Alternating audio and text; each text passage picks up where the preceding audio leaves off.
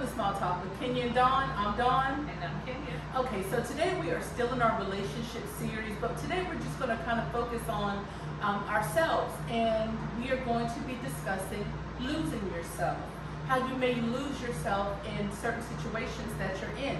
Right now, we are in season, we are married, we have children, we have careers, we have lives, we have so many different things that are going on. But a lot of times you can lose yourself. Have you ever had that experience before? Yes and yes. Okay. Multiple times throughout my life up Yes. to this point. Yeah. I found myself completely lost at one point in time where it was like I didn't even recognize who I was. And it's easy to do that when you are newly married and then you have children. And let's just stay on that right there for a second. So, having children, having a husband, and that's what we are known as, wife and mom. And you're not just always known as just your individual person, yourself, but taking on those roles, you can lose your identity, you can lose yourself because you're so consumed with those roles, and it's so easy to fall into. How did you fall into it? Before I even answer that question, I'm going to go back to the identity. Because your new name is mom or babe or sweetie, honey, whatever it may be. So you literally almost really do lose your identity. Yeah. I can't even remember when I fell in. I think it just happened early on, really early in my life. I think when I became a mom, I literally lost myself because I was trying to navigate and figure that part out. Right. But just not even, I think I did it so long, I lost sight of who and what I wanted to be. That's so easy to do. Yeah. When you think about it, it is so easy to fall into being someone else. And for me, I was a mother before I was a wife. Right. And I wanted to make sure that I was doing the right things for my kids. And then marriage came a little bit later on. I think we were just a month, just about 6 weeks after we had our second daughter. So it was fast. So, and then I moved away from home. So it was a lot of transition, things that were going on in a very short period of time. And that was the beginning of me losing me. So we're moving, we're doing these things, I'm taking care of the kids, I'm taking care of the husband, just doing so many different things, and I forgot who I was, and I forgot things that made me happy. What did you find yourself doing with that? You know, I thought about this a little while ago. My oldest daughter asked, Mom, you remember when you wanted to be a nurse? Ooh. And it was so far away from my mind, I literally forgot what I wanted to be when I grew up. Yeah. You know, I had those aspirations and dreams, but they fell by the wayside so quick. I never ever picked them back up, and it took my life in a whole different direction. Yeah. I ended up even falling into a career that I never saw myself doing. Right. But I mean, as you said earlier, it's so easy, and it happens. And as you were talking about your timeline, I was like, man, it's so ironic. As soon as you became a mom, as soon as I became a mom, we literally put ourselves on the back burner. Absolutely. And it's easy to say, and I remember I was talking to a young lady, and she was saying, when I get married and have kids, I'm not doing any of that. Ooh. I'm not gonna stop traveling and get my hair done and stuff. And when she had her first child, she was always tired. Her whole look changed. I was like, next time somebody who has done it try to tell you, you may want to at least take note. Yeah. Because it happens so quick, because I think we're trying our best to be a good wife, trying to be a good mom. Yeah. We're trying to do all the things that are right, and we end up just being pushed to the back. Yeah. It happens so fast, you don't even realize that it's happening. It takes you almost by storm. If I use that term, it just jumps on you, and you're like, what happened here? What happened? Can't hardly remember when it happened. Don't even really remember. And just in this conversation now, I'm starting to realize when mine started to occur, because it fell into routine. As the girls got older, okay, get them up in the morning, then you go to work, you come home, you're trying to do laundry, you're keeping your house clean, okay, then there's this man standing there, like, where's my time? So you're fitting all of that in together. Yeah. And it got so bad for me that I woke up one morning and I said, who in the world am I? I don't even recognize myself anymore. And I think when I saw some bags and some dark circles under my eyes, and I said, what in the world happened to me? I just completely lost who I was and the goals that I had, the things that I wanted to do. It all, like what you just were talking about your daughter. Yeah. I completely forgot what I wanted because I was so focused on my family.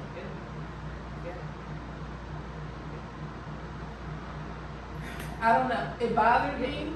Right now, it's really sitting in, Yeah, right? Like, man, how did I do that? Yeah. Yep. I wish that I could have recognized it back then when it was all starting to almost unravel. And get a grasp on it. But I didn't even realize that it was happening. So I'm hoping that us having this conversation, if you are a newly married person, you have children, and we're just hitting on that right now, that you find yourself not even recognizing who you are, that you'll take a pause. Take a pause. And it's okay.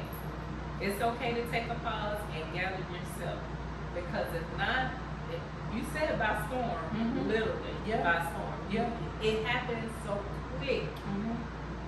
10 years we done went by and you're like, what happened? So literally, just take a pause. And then you think about how you're being pulled in those different directions, just within your household, of having not just one child, but we have multiple children.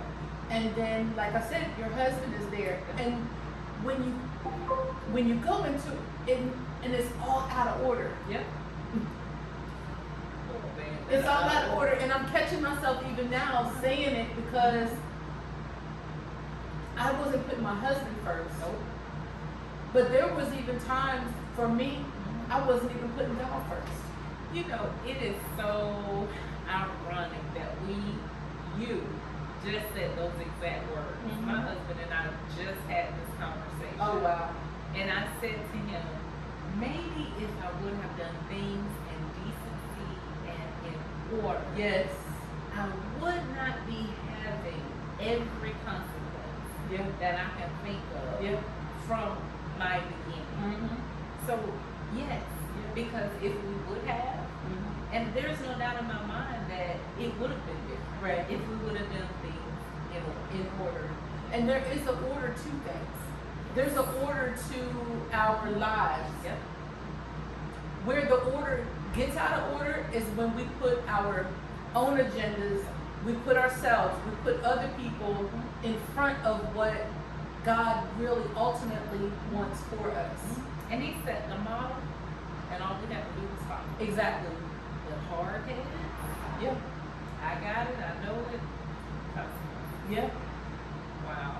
And He gave us our identity, and we wouldn't change. And we changed it. We did it. We changed it. So we altered it ourselves. I 100% agree. So let me ask this question then. when you began to recognize what was going on in the home, how did you feel? You know, I think I was depressed. But I kept telling myself, I don't have time to do this right now. I'll be sick later. I don't have time to be depressed right now. I'll be depressed. I'll be depressed later. It was just chaos because, you know, and I think about it now, you know, even when you have children, if you're sick, you're not really sick.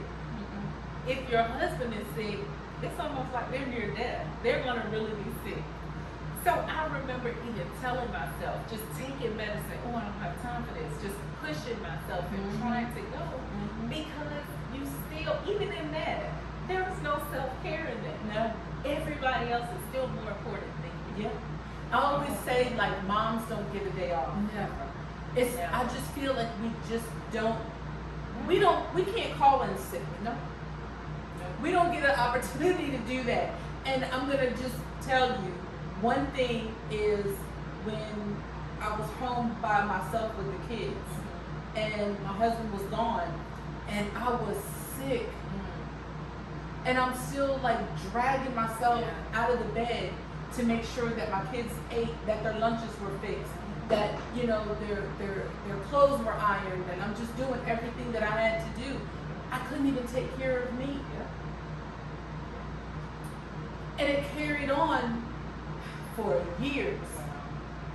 I mean, a long time. Not that I was sick, but it was just that behavior that I allowed to happen instead of just me taking some time for myself. Made it your new norm. Yeah, Kept functioning and I did. making it okay. Exactly. Yeah. And it just kept going and going and going. And then the real problem came in when it was an expectation. That's that dirty word. She got it. It's okay. And it's because we've made ourselves that we have to be so strong and that we can't take a break for ourselves. And I think when we take that break, that's a breakthrough. Ooh. That's a breakthrough for us. Yeah. Because then we're able to say, well, hold on a second. What have I been doing? What have I done? And then we mad at the people that we did it for, and they didn't even ask for it. They didn't. We brought this on ourselves. We decided the structure. Yeah. This way. Yeah. We did that. But I think we've also learned, I think a lot of it is learned behavior. Ooh, yes. Because we've watched the examples that were set before us. Yes. And it's not anything wrong with what they did because it's like it's almost just being continuously passed down. But when you realize that you have lost a bit of yourself, take that break and say, okay, where do I start to start reclaiming my time? Right. I love that phrase. I think it's so. I think Auntie it's Maxine said that. I love that phrase. And you start reclaiming you. Yeah. And you think about then the dreams that you put on the back burner. The stuff that you said, okay, well, I'll do it later on. And then that later becomes years later, decades later. And now you're just like, okay, well, I can do it now. I can come up for air. Now you're tired. Now you're tired. Now you are exhausted because you put everyone else in front of you. And I think, I hope this doesn't sound harsh. Okay. Then we get the remnants of that. Because even now, my kids are, all three of them are almost grown. Mhm. Two of them are. Mhm. But this third one, little things like that expectation. Once you walk away from that expectation, you're trying to figure, well, what's wrong with you? Yeah. You didn't do X, Y, Z. What's happening? Yeah. And I'm like, really? Mm-hmm. I just don't want to. Right. And then they feel like they have been the rug has been snatched out from under them. Yeah. Oh, I hear, oh, that's what we doing now. Yeah. Well, Yeah. my brother and sister didn't have to do this. Oh, okay. I got Mhm. So, it's almost like the guilt calling. Yes. That same guilt you had from the beginning, trying Yes. to be the best mom, the best wife. Mm-hmm. Now I have the guilt from trying to continue in that bad behavior. Yeah. Yeah. Oh my goodness. Yeah. And we're still going to allow if we do allow it, Yeah. that pressure to be put on us. And we shouldn't allow it. We should not allow that at all. And come to think of it, it's almost a little bullying to me. Yeah, I say that. I say that. Yes. Yeah, it's almost a little bullying. It literally, I'm mean, it is. And of course, as a mom, you gonna feel a little bit of guilt already. Yeah, I don't yeah. need you to lay it out for me. No. I already feel guilty just by saying no when I know I just said yes to the other two. And you know, that is one of the best words that we can say Ooh, is love it. no. And don't feel guilty about saying no. It's okay to say no. It's absolutely okay. Nobody's gonna fall apart. Nope. I bet anything, the kids, the husband, the dog running around, the cat running around, whoever, they're gonna be okay if you say no. And you're gonna finally see them function in what Ooh, normal yes. looks like. Yes. Yes. You just gotta then get on board. Yeah. Because I promise you, they'll figure it out. They're gonna figure it out. Another thing to that is they're now receiving some of the tools and permission that they should be granted Absolutely. to do things on their own because we hinder them. Yeah. And I'm gonna, good Lord, I know I'm probably a little guilty. I'm probably a little guilty of spoiling my oldest grandson. Now the other three, they're gonna get exactly what he got to. But I don't even care. I'm not even gonna apologize for it. But I probably do spoil him a little bit more with the things that I might do for him, self-inflicted, because I know that he does have that expectation. He does. Yeah. And it's okay because, you know, he's my first grandson. And like I said, the other three are not going to be slighted either. But he's 12 years old now. Right. And I can see, but I'm going to tell you this, I can see him wanting to do stuff, but I can also see me saying, not just see me saying, it's what I say, no, I'll do it for you. And I end up doing things for him because, okay, yeah, I'm Dawn, I'm Sam's wife, I'm Jocelyn Kendra's, mother, but I'm also Carter's grandmother.